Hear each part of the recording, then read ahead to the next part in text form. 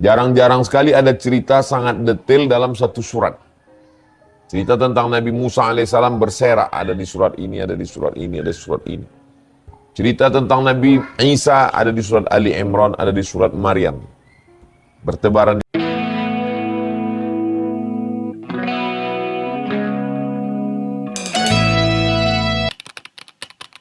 Man tabi'ahu wa mawalah. Bang Alvin Firdaus di Pontianak beserta seluruh tim yang ada di Riau, bapak, ibu, abang, kakak, adik, semuanya insya Allah selalu dalam lindungan Allah Subhanahu wa Ta'ala. Amin ya Rabbal Alamin. Malam ini kita tadabbur merenungkan makna surat Yusuf, insya Allah. Saya ringkaskan dalam 10 poin. Poin yang pertama, A'udzubillahi minasyaitonirrajim. Nahnu naqussu 'alaika ahsanal qasas. Kami ceritakan kepada engkau kisah yang terbaik.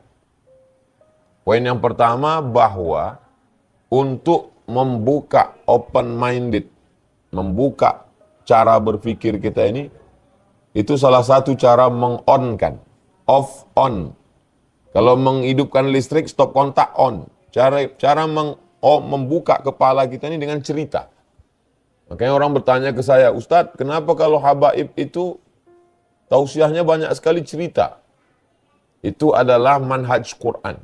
Metode Quran untuk membuka pikiran melalui cerita.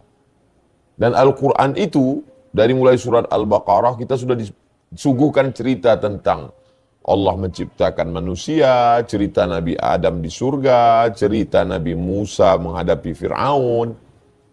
Ada satu buku, di dalamnya tidak ada komen, yang ada hanya cerita.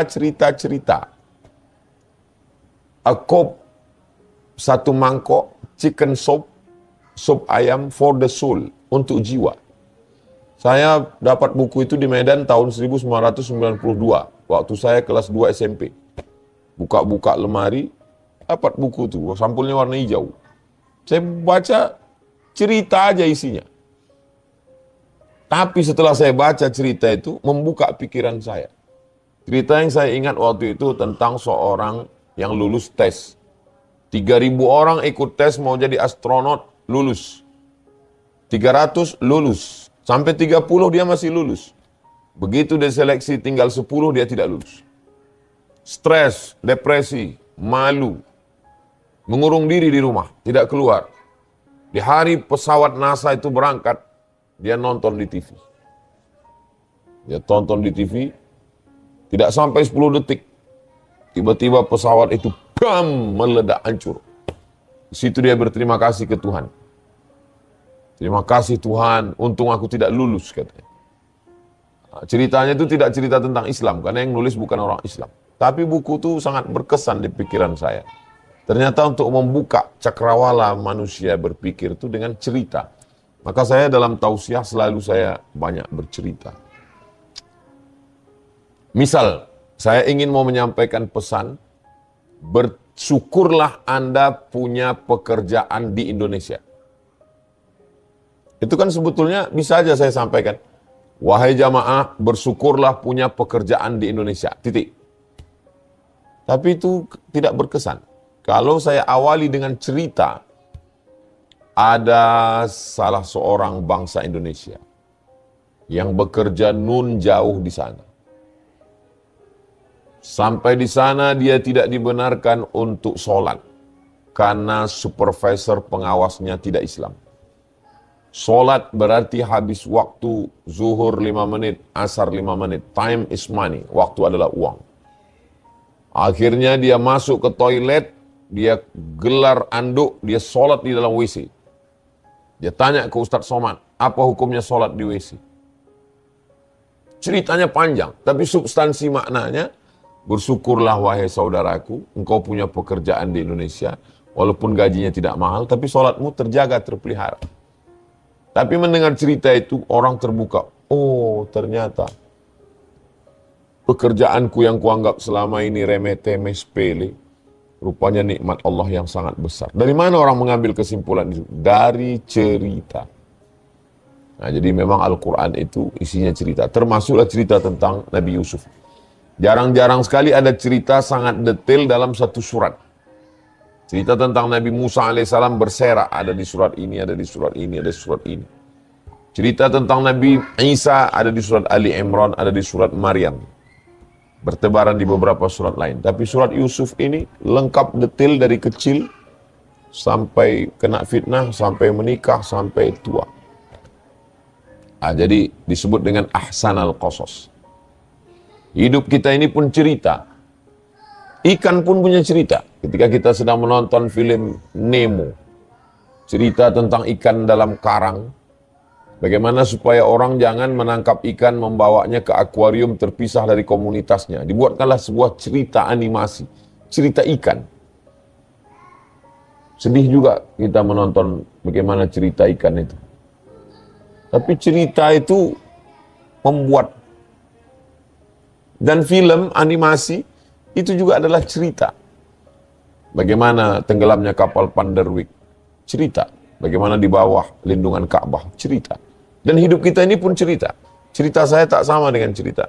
Setiap orang punya cerita. Bang Alvin ada cerita hidupnya.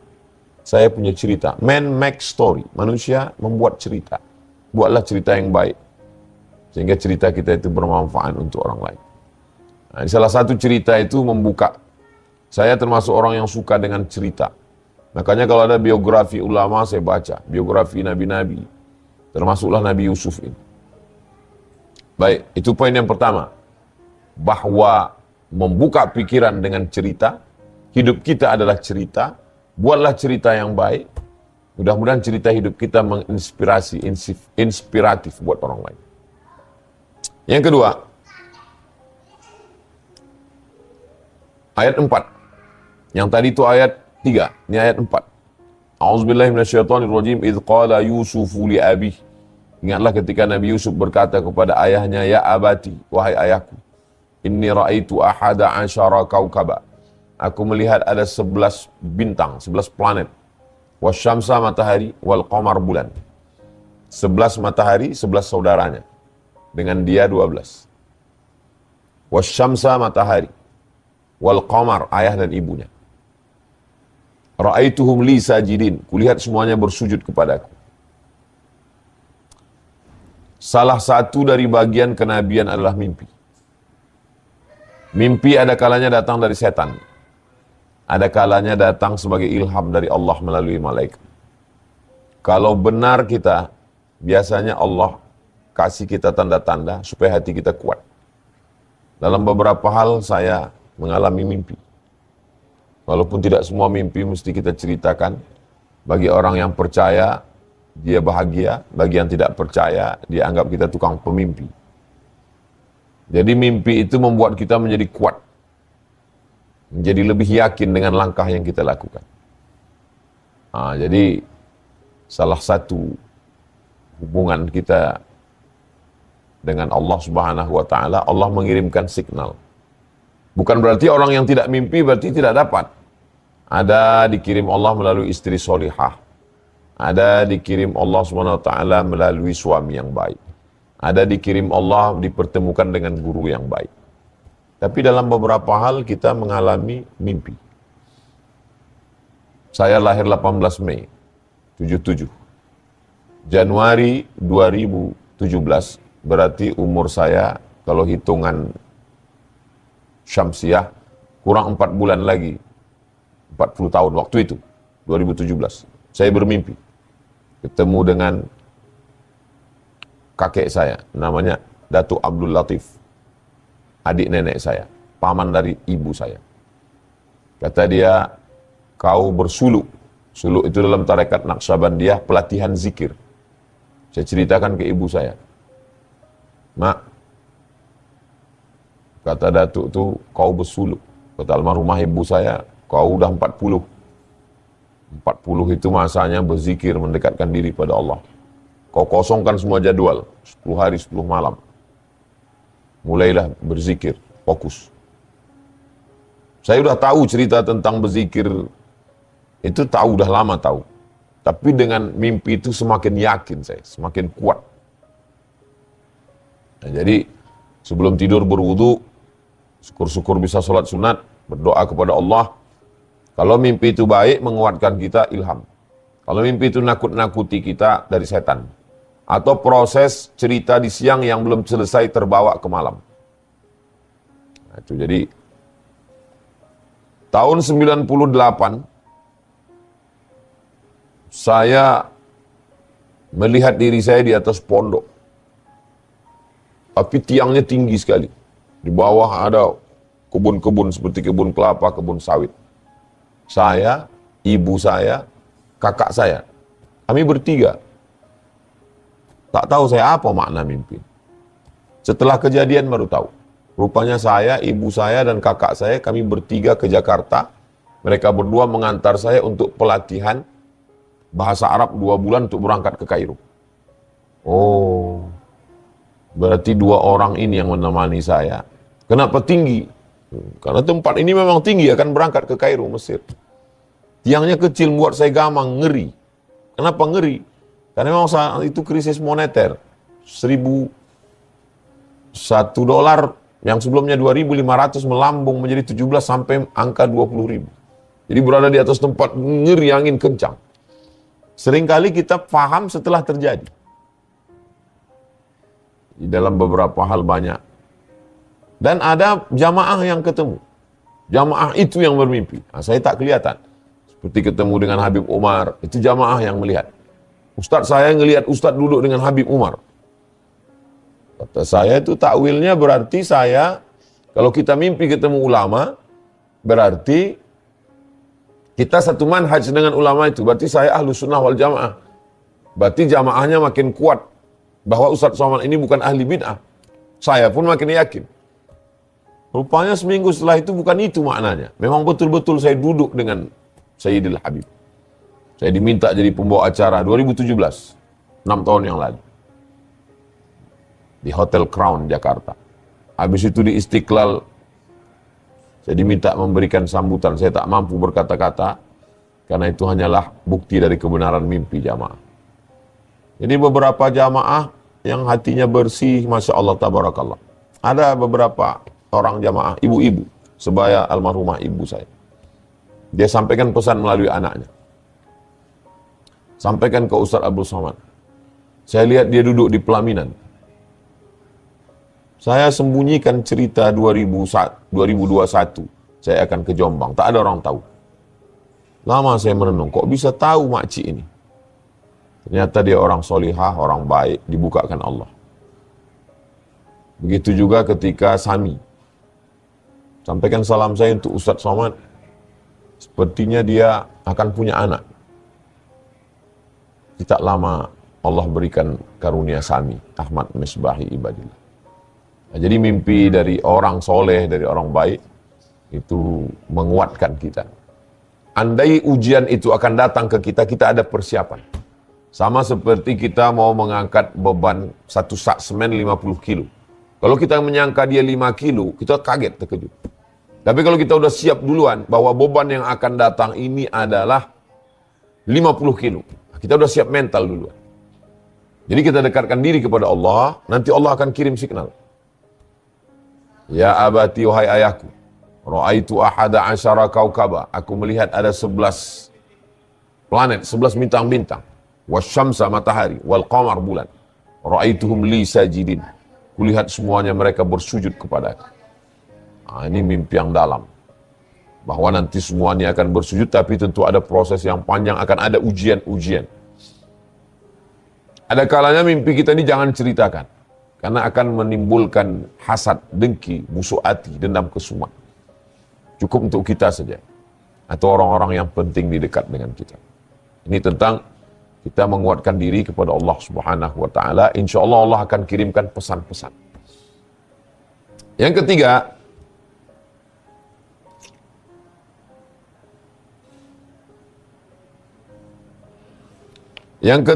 bahwa likulli dzi ni'matin mahsud. Setiap orang yang punya nikmat pasti ada hasad. Setiap orang yang dapat nikmat, likulli dzi ni'matin, setiap orang yang punya nikmat mahsud, pasti dia didengki, dihasad. Walaupun dari saudara kandung sendiri. Apa kata saudara-saudara Nabi Yusuf? La Yusufu wa akhuhu ahabbu ila abina minna. Yusuf dan saudaranya, maksudnya Bunyamin, lebih disayang daripada kita. Ini muncul hasad. Hasad lagi. Jadi kalau saudara kandung saja hasad, apalagilah teman, kawan. Kalau Anda didengki orang, tersenyumlah. Kenapa? Berarti kehidupan Anda lebih baik daripada orang. Lebih ganteng, lebih kaya, lebih berprestasi, lebih tinggi jabatan. Mereka berhari-hari memikirkan Anda. Anda tidak pernah sekalipun memikirkan mereka. Mereka mengatur strategi sampai tidak bisa tidur malam untuk menjatuhkan Anda. Anda tidur lelap karena semuanya sudah diserahkan kepada Allah SWT. Lalu kenapa mesti susah hati? Kita minta kepada Allah, wa min syarri hasidin idza hasad. Kenapa bisa muncul hasad? Karahatun ni'mah 'alal mun'ami 'alaih. Tidak senang melihat orang lain dapat nikmat. Yusuf lebih disayang, Yusuf lebih ganteng, Yusuf lebih putih, Yusuf lebih. Kenapa dia lebih? Kenapa kami tidak? Mereka yang hasad itu sesungguhnya, mereka bukan benci kepada Yusufnya, tapi mereka benci kepada pencipta Yusuf, Allah. Jadi masalah hasad ini bukan masalah akhlak. Orang selalu mengatakan ini masalah budi pekerti, bukan. Hasad itu adalah masalah tauhid. Tidak siap menerima orang lain lebih baik. Tidak siap menerima orang lebih kaya. Masalah dia dapat dengan cara haram, kita marah karena haramnya, bukan karena kayanya. Kita benci karena perbuatannya itu. Nah, ini bagaimana saudara kandung pun membenci kita, dan itu dialami oleh Nabi Yusuf alaihissalam. Jadi kalau dibenci oleh tetangganya, kawan sekantor, iparnya, maklum aja. Kalau Nabi Yusuf aja anak Nabi lagi, Nabi Yakub. Apalagilah kita yang bukan apa-apa dan bukan siapa-siapa. Makanya membaca Al-Quran itu meringankan beban. Kenapa? Karena ketika membaca itu, wahai Abdul Somad, sedang Nabi Yusuf aja yang Nabi, anak Nabi, keturunan Nabi, begitu nasibnya, apalagi Kang, meringankan beban. Wa nunazzilu minal Qur'ani ma huwa syifa. Kami turunkan Al-Quran ini sebagai syifa, sebagai obat, sebagai penenang, sebagai tempat mengadukan keluh kesah kepada Allah SWT. Makanya saya mengajak kalau baca Quran, baca terjemah. Baca terjemahnya. Kalau masalah pahala, tak perlu terjemah, dapat pahala. Setiap satu huruf 10 balasan. Tapi kalau mau dapat hikmahnya, kata Iqbal, penyair dari Pakistan, bacalah Al-Quran seakan-akan dia diturunkan kepadamu. Saya kalau baca Quran ini, seakan-akan dia diturunkan kepada saya, walaupun turunannya kepada Nabi Muhammad SAW. Allah menceritakan tentang Nabi Yusuf, supaya Nabi Muhammad sabar. Kalau engkau dibenci oleh Yahudi, dibenci oleh kafir Quraisy, ini Yusuf dibenci oleh saudara kandungnya sendiri. Wahai Abdul Somad, kalau kau dibenci buzzer, kau dibenci oleh haters, ini Nabi Yusuf. Kau kan saudaramu baik. Sepupumu, kawanmu, orang kampungmu baik-baik. Tapi ini saudara kandung.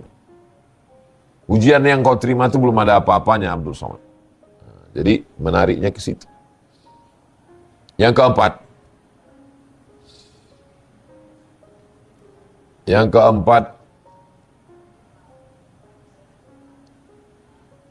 Qala qailum minhum, ayat 10. La taqtulu Yusuf. Ada satu orang di antara mereka yang berkata, jangan bunuh Yusuf. Jadi yang keempat itu adalah namanya sunnah tadafu'iyah. 9, 10 yang jahat, ada satu yang baik. Gimana kalau kita bunuh ini? Jangan kita bunuh, kita masukkan aja ke sunnah. Ini sunnah tadafu'iyah. Tadafu'iyah artinya saling menolak. Enggak nolak semua, ada perlawanan sedikit. Selalu ada itu. Dalam hidup kita pun mungkin begitu. Ada 9, 10 yang membuli, ada satu yang agak baik.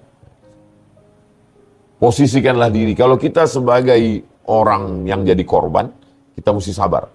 Kalau kita di antara para pelaku, posisikanlah diri pada si minoritas ini. Nah, jadi ketika semuanya mendukung pembakaran Nabi Ibrahim alaihissalam, tapi ada satu yang tidak mendukung. Burung pipit. Dia tidak mau. Dia hanya mengambil air 1 tetesan, 2 tetes untuk memadamkan. Semua ketawa, untuk apa kau padamkan api, kobaran api unggun yang akan membunuh Ibrahim alaihissalam? Kata dia, bukan masalah airnya, bukan masalah padamnya. Aku tahu airnya dikit, aku tahu apinya tidak akan padam. Tapi paling tidak aku sudah bersikap. Tidak abu-abu. Kalau putih katakan putih, kalau hitam katakan hitam. Semua ada resikonya. Yang paling selamat memang abu-abu. Makanya banyak orang abu-abu sekarang. Maka bersikap. Supaya orang tahu sikap kita. Walaupun sikap itu mahal harganya. Harus dibayar dengan pengorbanan yang luar biasa. Jadi kalau kita melihat ada arus yang begitu besar, bersikaplah. Kita sudah masuk dalam sunnah tadafu'iyah, seperti saudara Yusuf. Walaupun tidak menyelamatkan secara utuh, tapi paling tidak jangan menghabisi. Ma la yudraku kullu, la yutraku kullu. Kalau tidak bisa diselamatkan semua, jangan tinggalkan semua. Yang kelima, orang yang berbuat jahat itu tidak memperlihatkan kejahatannya karena dia tahu bahwa itu jahat. Itu bisa dilihat dalam ayat yang ke-18. Bagaimana ayat ke-18? Waja'u ala qamisihi bidamin kadhib. Saudara-saudara Nabi Yusuf itu datang membawa baju Nabi Yusuf dengan darah palsu, bukan darah Nabi Yusuf. Mereka tahu bahwa membunuh Nabi Yusuf itu salah. Karena mereka tahu itu salah, mereka tidak mau orang lain tahu. Maka mereka berkata, ini adalah darah Yusuf. Padahal itu adalah darah kambing yang mereka oleskan ke kain. Melelehlah air mata Nabi Yakub, anak yang disayang, buah hati, belayan jiwa, sudah ditangkap serigala. Orang-orang jahat itu tahu perbuatannya jahat dan dia tidak ingin orang lain. Kenapa tidak gentleman mereka berkata, ya kami tidak senang ayah terlalu sayang kepada Yusuf, maka kami bunuh Yusuf. Mereka tidak melakukan itu. Mereka tidak jantan. Mereka bersembunyi di balik darah palsu. Hari berganti musim berubah, cerita dunia itu-itu saja. Yang jahat-jahat itu tetap menampilkan dengan santunnya, dengan bahasanya, dengan kameranya, dengan videonya, dengan pencitraannya. Dalam lubuk hatinya yang paling dalam, dia tahu itu salah. Kenapa dia tidak perlihatkan? Karena dia tahu salah dan dia tidak ingin orang lain tahu bahwa dia salah. Kalau pernah buat salah, ngaku salah, berhenti buat salah. Kekeliruan yang paling mengerikan adalah salah, memperturutkan kesalahan, menutupi kesalahan dengan perbuatan seakan-akan benar. Itulah saudara-saudara Nabi Yusuf alaihissalam. 6. Ayat 23. Bahwa ujian tidak pernah selesai. Menghadapi saudara, selesai. Masuk dalam sumur, selesai. Tidak jadi mati, selesai. Diselamatkan oleh rombongan pedagang, selesai. Naik ke atas, selesai. Selesaikah ujian hidup? Belum. Ayat 24. Walaqad hammat bihi wa hamma biha. Ternyata istri tuan jatuh cinta kepada Yusuf. Laula an ra'a burhana rabbih kadzalika linasrifa anhu as-su'a wal fahsya. Apa kata? Wa waradathu allati huwa fi baitiha an nafsihi wa ghallaqatil abwab. Dia kunci pintu, dia tutup. Wa qalat hayta lak. Setelah dia kunci pintu, apa kata dia? Marilah mendekat kepadaku, wahai Yusuf. Apa kata Nabi Yusuf alaihissalam? Ma'adallah, aku berlindung kepada Allah. Innahu rabbi ahsana mathwaya. Tidak pernah selesai ujian. Jadi kalau ada orang ngomong, saya ini udah hijrah, saya ini udah taubat, saya ini udah ngaji, kok ujian datang silih berganti? Berarti belum baca surat Yusuf. Kalau baca surat Yusuf alaihissalam, ini juga mengambil kesimpulan. Kalau kita dekat dengan Allah, bukan berarti kita tidak ada ujian. Kalau kita sudah dekat dengan Allah, ujian tetap ada. Bedanya, kita lebih kuat. Kita lebih yakin. Jadi banyak orang masuk Islam. Setelah masuk Islam, datang ujian. Murtad lagi. Berhenti minum. Memang udah Islam, bapak Islam, mak Islam, berhenti maksiat. Sebulan, 2 bulan, datang musibah. Mabuk lagi. Dianggap kalau udah jadi orang baik nggak ada ujian. Ini salah. Mau baik, mau jahat, ujian tetap ada. Bedanya, kita jadi lebih kuat. Siapa orang yang paling banyak hidup ini ujiannya? Kata Nabi, man asyaddun nasi bala'an. Siapa orang paling banyak ujiannya? Kata Nabi, al-anbiya. Yang paling banyak ujiannya ya para nabi-nabi itu. Nabi Nuh, lihatlah bagaimana ujiannya. Nabi Ibrahim, lihat bagaimana ujiannya. Nabi Musa, lihat bagaimana ujiannya. Nabi Isa, Nabi Muhammad SAW. Wali-wali Allah, bagaimana ujian mereka. Jadi jangan sampai setelah hijrah, diuji sedikit aja, langsung mabuk lagi. Langsung maksiat lagi. Bacalah surat Yusuf. Dekat kita dengan Allah, ujian tetap datang. Insya Allah kita lebih kuat. Poin yang ketujuh, itu bisa dilihat ayat ke-30. Wa qala niswatun fil madinati. Perempuan-perempuan di kota. Nah ini. Jadi masalah kita itu sebenarnya tidak terlalu banyak. Tapi komen orang itu lebih ngeri. Dan di sini disebut wa qala niswatun, perempuan-perempuan. Jadi grup-grup WA, gerakan ibu-ibu, emak-emak ini memang dari dulu mengerikan. Apa kata perempuan itu? Imra'atul azizi turawidu fataha. Istri Aziz menggoda dan merayu pelayannya. An-nafsi qad syaghafaha hubba. Dia benar-benar udah mabuk karena cinta. Ini udah mulai komen-komen sana kemari. Jadi kalau dulu komennya itu di sana di kota. Sekarang komennya di grup-grup kita. Di Instagram, di YouTube komen. Tapi itu tidak membuat Nabi Yusuf ngaruh. Anjing menggonggong, kafilah berlari. Komen orang, ucapan orang, masa bodoh. Yang penting kita benar menurut Allah, benar menurut Rasulullah, benar. Maka tidak memusingkan kita dengan omongan-omongan orang. Berikutnya pelajaran yang ke-8. Itu bisa kita lihat ketika Allah SWT dalam surat yang ke-55. Dalam ayat yang ke-55, surat Yusuf. Kata Nabi Yusuf, ij'alni ala khazainil ard. Setelah lewat ujian menghadapi keluarga, ujian menghadapi ayah, ujian masuk sumur, ujian selamat dari sumur, ujian ditangkap istri, penguasa, jadi orang ganteng juga salah, jadi orang gak ganteng lebih masalah. Terlalu ganteng juga dicintai istri jenderal, istri penguasa, istri orang kaya. Setelah lulus, ternyata itu hanya cara Allah fit and proper test. Ayat 55. Ij'alni ala khazainil ard. Jadikan saya sebagai bendahara.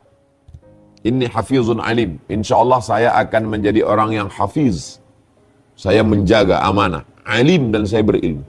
Ada orang berilmu tapi tidak hafiz. Ada orang hafiz tapi tidak alim.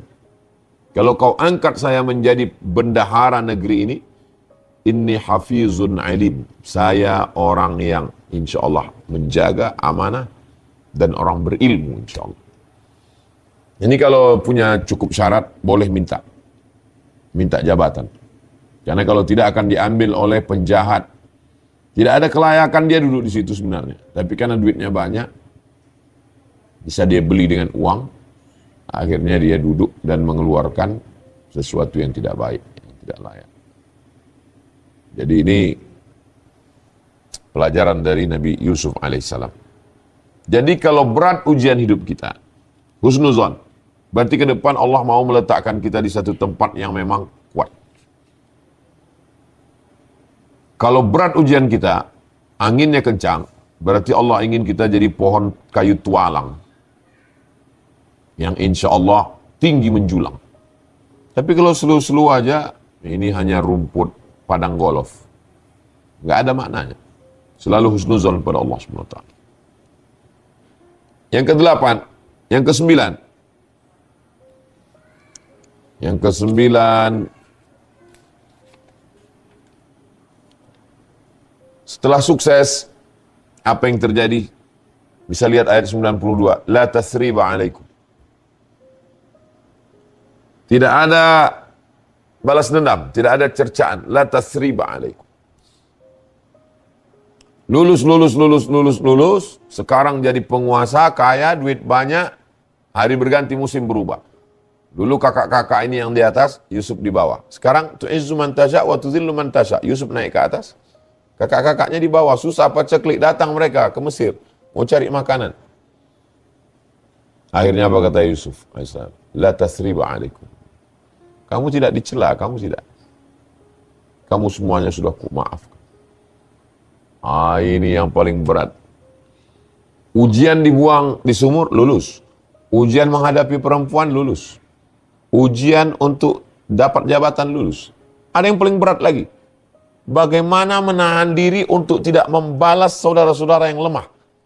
Saudara-saudara ini datang dalam keadaan lemah. Kita lagi kuat-kuatnya. Oh, ini paling enak balas dendam. Nikmatnya punya kendaraan lain. Nikmatnya punya jabatan lain. Tapi nikmatnya menyiksa orang saat kita punya kekuasaan, itu juga ada kenikmatan yang luar biasa. Tapi Nabi Yusuf lulus di situ. Apa kata Nabi Yusuf? La tasriba alaikumul yawm. Yaghfirullahu lakum. Nabi Yusuf tidak mengatakan, kamu saya maafkan. Tidak. Apa kata Nabi Yusuf? Yaghfirullahu lakum. Allah sudah memaafkan kamu. Wa huwa arhamur rahimin. Nabi Yusuf tidak ada bawa-bawa dirinya. Saya sudah maafkan kalian semua, enggak. Kata Nabi Yusuf, yaghfirullahu lakum. Allah sudah memaafkan kamu. Wa huwa arhamur rahimin. Allah Maha Kasih dan Sayang. Ayat 92. Yang terakhir yang 10.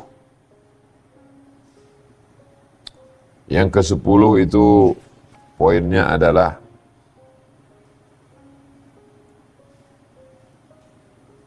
falamma an ja'al basyiru alqahu ala wajhihi fartadda basira. Nabi Yusuf memerintahkan bajunya itu dibawa. Bawa baju saya ini. Kasih ke Yakub. Yakub mencium baju Yusuf. Diciumnya apa kata Yakub? Inilah ajidu riha Yusuf. Aku mencium bau Yusuf. Setelah diciumnya, alqahu ala wajhihi, diletakkannya di wajahnya. Fartadda basira, dia bisa melihat kembali. Coba mundur ke belakang. Apa yang membuat mata Yusuf hilang penglihatan? Karena baju Yusuf. Apa yang membuat mata Yakub kehilangan penglihatan? Karena baju Yusuf. Mereka datang bawa baju Yusuf bergelimang darah kambing. Mereka katakan saudara kami sudah dimakan serigala. Meleleh air mata Yakub, buta matanya. Nauzubillah. Sekarang apa yang membuat Yakub bisa melihat? Baju Yusuf juga. Betapa mudahnya Allah Subhanahu wa taala mengembalikan, menghilangkan sesuatu. Itu juga yang terjadi pada Nabi Musa alaihissalam. Air yang akan mematikan anak kecil. Ternyata Nabi Musa tidak mati. Dihanyutkan di sungai Nil yang dahsyat, yang ganas. Sungai terpanjang di dunia. Dia tidak mati. Tapi air yang mematikan Fir'aun. Benda yang sama. Menurut logika akal, airlah yang akan mematikan Musa. Tapi air menyelamatkan Musa, justru air yang mematikan Fir'aun. Baju yang sebelumnya membuat mata Yakub buta, melihat baju Yusuf bergelimang darah. Ternyata baju yang dikirim Yusuf dicium oleh Yakub. Fartadda basir, dia kembali melihat. Jangan sedih terhadap kehilangan sesuatu. Boleh jadi Allah mengganti lebih mahal, lebih indah daripada yang hilang.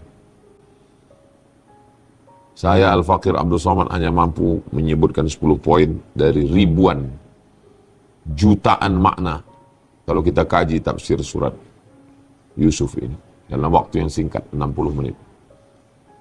Itu yang dapat saya sampaikan, poin-poinnya. Bang Alvin, saya kembalikan ke Bang Alvin. Barakallahu fikum. Assalamualaikum warahmatullahi wabarakatuh.